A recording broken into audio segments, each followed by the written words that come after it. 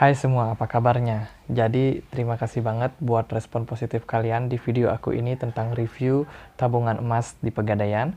Dan di video kali ini aku ingin bahas topik yang berbeda, yaitu tentang kenapa kita tidak disarankan untuk berinvestasi di emas dalam bentuk perhiasan. Intro.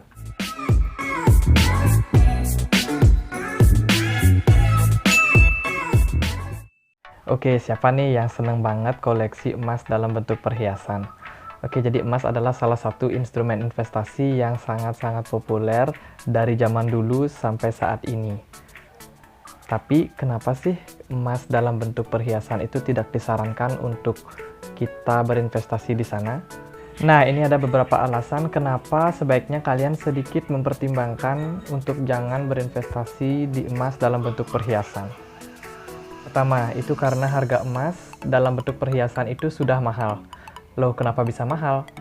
Jadi ketika kita membeli emas dalam bentuk perhiasan, itu sebenarnya kita tidak hanya membeli emas dari kualitas karatnya ataupun kuantitinya, tapi juga berdasarkan jasa dari desain pembuat emas perhiasan tersebut. Jadi selain kita kena biaya desainer juga, kita juga kena ongkos produksi. Belum lagi kalau misalnya ada ongkos pengiriman. Dan ini tentunya membuat harga emas itu yang semestinya 500 misalnya itu jadi 700 sampai 800. Belum lagi kalau sampai di toko emas, dan toko emasnya juga perlu mendapatkan keuntungan dari sana. Jadi kemungkinan harganya sudah dinaikkan lagi. Yang kedua, bisa jadi karena tidak ada sertifikat keaslian emas. Nah, ketika kita membeli emas dalam bentuk perhiasan, itu biasanya kita hanya mendapatkan kwitansi pembayaran. Lalu untuk keasliannya, ya kita tidak tahu apakah emas yang kita beli itu memang benar kadar karatnya itu misalnya 18 karat. Apakah benar emas yang kita beli itu kadarnya segitu? Kan kita nggak pernah tahu karena memang nggak ada sertifikatnya. Nah, beruntung bagi kalian yang memang membeli di toko emas yang bisa dipercaya. Dan inilah kenapa berinvestasi di emas dalam bentuk perhiasan itu sulit dinilai karena kita tidak tahu ataupun tidak memiliki sertifikat keaslian emas tersebut. Yang ketiga, emas dalam bentuk perhiasan itu bisa rusak dan juga bisa hilang. Ketahuilah kalau setiap pembuatan emas dalam bentuk perhiasan itu biasanya tidak menggunakan emas 24 karat. Loh, kenapa? Karena emas 24 karat itu rentan akan kerusakan. Jadi emas dalam bentuk perhiasan itu biasanya akan mendapatkan beberapa campuran dari bahan lain, misalnya logam, perak, dan lain sebagainya. Nah, ini tuh sebenarnya fungsinya adalah untuk memperkuat ataupun memperkokoh dari bentuk emas tersebut, sehingga kalau misalnya ada jatuh ataupun gesekan benda lain itu tidak mudah rusak emasnya. Nah, karena emas dalam bentuk perhiasan itu ada beberapa yang menggunakan campuran-campuran benda selain emas, ini juga bisa menyebabkan efek oksidasi, yaitu di mana emas dalam bentuk perhiasan itu bisa mengalami perubahan warna.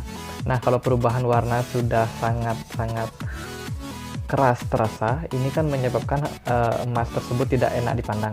Ini juga bisa membuat penurunan dari harga emas perhiasan tersebut. Selain karena proses oksidasi tersebut, bisa jadi emas itu berubah warna juga karena terkena cairan atau bahan-bahan kimia lain yang membuat warnanya itu pudar ataupun menghitam. Selain bisa berubah warna, emas itu juga bisa jatuh dan bisa menyebabkan kerusakan yang sangat-sangat mempengaruhi nilai dari emas perhiasan tersebut.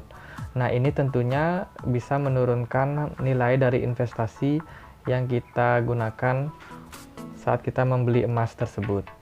Nah, selain tadi ada masalah perubahan warna atau kerusakan warna, kemudian patah atau karena terjatuh, emas dalam bentuk perhiasan ini juga bisa menimbulkan bahaya untuk pemiliknya. Nah, jadi seperti yang kita tahu kalau mata manusia itu tertarik dengan hal-hal yang berkilau. Jadi ketika kita menggunakan emas dengan berlebihan, terus di situasi yang tidak sesuai, itu bisa menyebabkan kita dalam masalah besar. Kriminalitas bisa terjadi kapanpun dan dimanapun. Ini tentunya menjadi faktor penentu ataupun yang bisa kalian pertimbangkan juga. Yang keempat, adanya potensi kalian mendapatkan emas palsu ataupun emas imitasi. Nah, ini tuh menjadi faktor yang bisa juga kalian jadikan pertimbangan sebelum kalian memutuskan untuk berinvestasi di emas dalam bentuk perhiasan. Oke, kalau emas dalam bentuk perhiasan tidak disarankan, lalu apa solusinya untuk yang ingin berinvestasi di emas? Yang pertama, kalian bisa membeli emas batangan atau emas dengan bentuk koin. Yang kedua, itu kalian bisa menabung emas di Pegadaian. Dan yang ketiga, kalian bisa membeli emas dalam bentuk digital. Oke semua, terima kasih sudah menyaksikan video ini. Kalau konten ini bermanfaat, jangan ragu untuk klik like, subscribe, dan juga share video ini. Semoga lebih banyak orang yang terbantu dengan video ini. Dan jika kalian punya pertanyaan ataupun punya saran untuk konten yang harus dibuat, tolong tulis di kolom komentar ya. Akhir kata, saya Andre, kasih.